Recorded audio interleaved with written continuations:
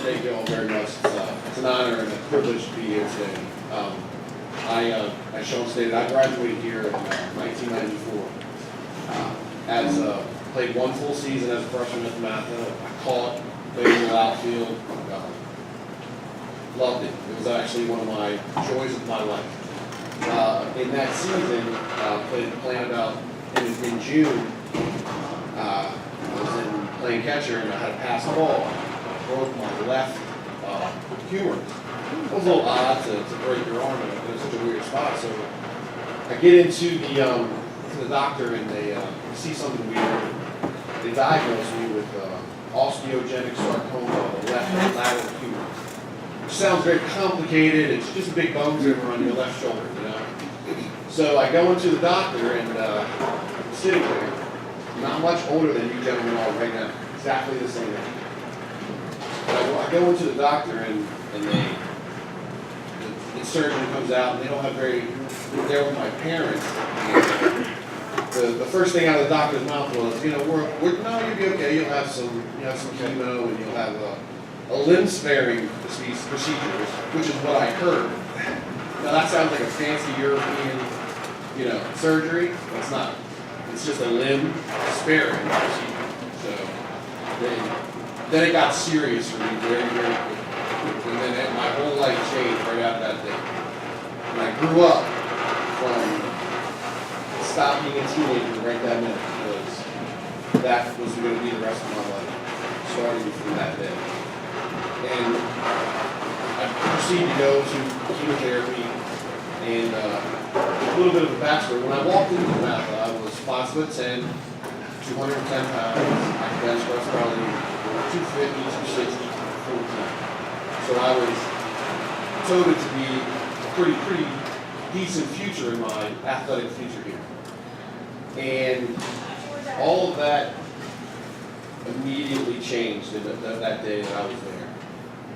And going forward,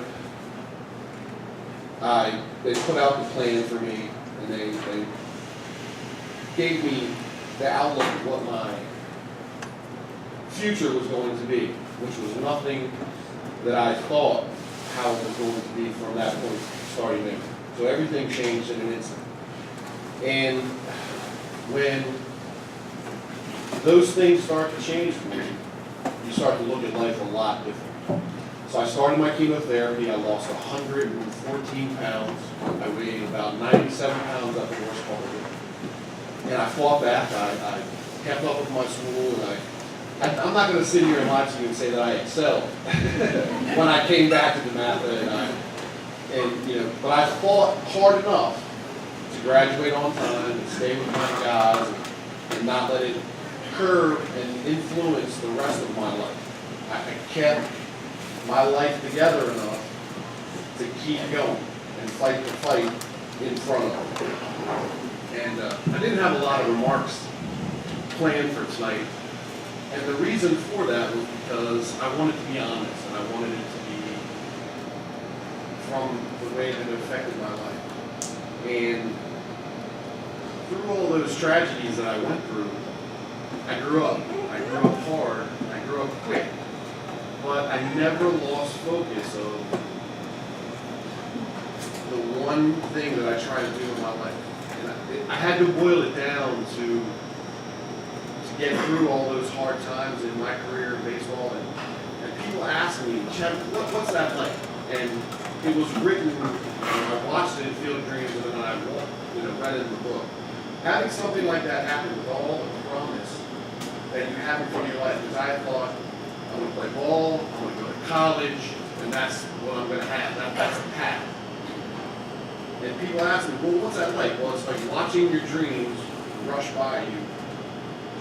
It's gone. It's right there, and then the next moment, it's gone. And how you react to that is, in my opinion, how your character is going to be for the rest of your life. And I believe that the plan for me was to teach me how to get up and succeed, regardless of the obstacles that are put in front of you. And if you can take some of that into what this DeMatha family and these people around you are trying to do. I believe that it will be a great thing for you to learn. Staying positive has been my biggest struggle and my biggest success. I always try to stay positive. I don't think about what could have been. I think about what is going to be next. And you all have this opportunity in front of you. For your freshmen, sophomore, junior, you have everything in front of you to succeed. Your parents, your family structure, it's there. It's whether you choose to put forth the effort to succeed. Because one of the little notes that I have here is talent without effort is absolutely nowhere except for regret. Because you can have all the talent in the world, but if you don't figure out your plan, execute effort, and practice, and study, and try to keep your direction, you're never going to get anything. And the other part that I had to say was, please don't get hemmed up in the rest of the life part of this situation. In other words, I'm not being very clear. The part that I'm trying to communicate is, don't get caught up in the family drama, the DeMatha drama that you all are aware of, about the work, the emotion. You have to produce and practice, and the results will take care of themselves. You cannot let anything in your life keep you from what you want to do. Focus on it, practice at it, stay diligent, and those characteristics will treat you well for the rest of your life. Not just in baseball, not just in schoolwork, it'll carry you through life. And I struggle with all of these things to this day. It's a constant effort, but I try to live my life by the very simple facts of, Chad, what is the next right thing to do? And the next right thing for you all is to get up early, don't be late, practice, stay diligent, and try to succeed. It's that simple. What's the next right thing? The right thing is to not stay out of trouble, to study, to keep your eye on the goal of what you want to do.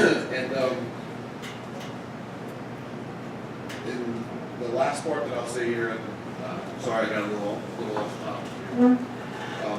The last thing I want to say here is, life will teach you all about tragedy. Take the time now in your life to let it teach you about success and promise and the good things. Because all of the rest of it will come. So don't focus on any of the negative. Stay focused on the positive, and it will treat you well enough. And in closing, I just wanted to say thank you. This time of year is very, very hard for me because, especially with baseball. Baseball was a absolute love of mine. My favorite day my whole life was I was playing at Riverdale Field. I was in left field, had a good sweat going, caught a line drive in the gap, rolled over, and threw the guy out on a dead line at third base. Came in from the end of the inning, I was second at bat. Guy hits a double, hit a line drive 4 feet off the ground that hit the top of the fence. And it was still on the line. And I stood back and I got back to the day and I just looked around and I said, it cannot get any better than that. And knowing that at 14 or 15 years old taught me that sometimes you cannot lose the importance of the day. Sometimes that's the day. You don't want to have a regret that you missed it because you let something in. And really admire you guys for the journey that you guys are on. I hope that you do not take it for granted. I have this, I'm a salesman for a heat and air conditioning company, and I have this big sign on my wall that I do believe in, and it's from Henry Ford. It says, whether you think you can or you can't, you're right. That's what you have to believe. I really appreciate you guys letting me speak today. I was a little nervous, and I was just trying to speak from the heart tonight.